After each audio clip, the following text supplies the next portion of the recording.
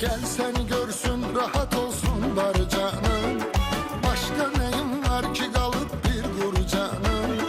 Her seni sesleyen de yarım canım dedim. İndi de yanımda kalıptır yar canım. Her seni sesleyen de yarım canım dedim. İndi de yanımda kalıptır yar canım. Benim ömrüme ilkbahar sen getirmişsen. Hoş gün hoş ruzigar sen getirmişsen. İndi kime desen de bunu eşler inanmaz.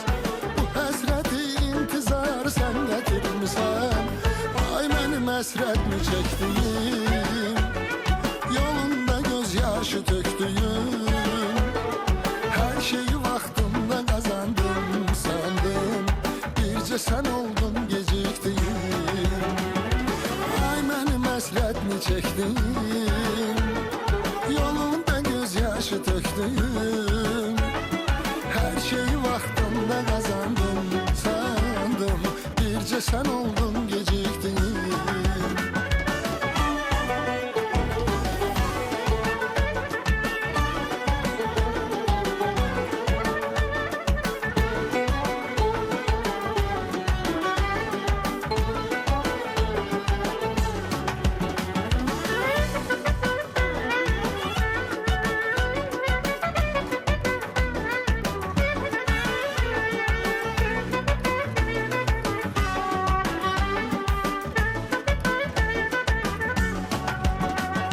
Geçse de ömrün yazı sensiz, kışı sensiz.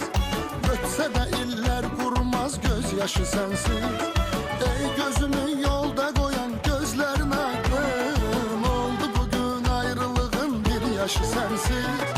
Ey gözümü yolda koyan gözlerin aydın. Oldu bugün ayrılığın bir yaşı sensiz. Bir de canım belece öttü seninle. Başladı bu eşk nağılı, bitti seninle. Ben seni sevdim diye sevdim bu hayatı. Gittin hayatın tadı da gitti seninle.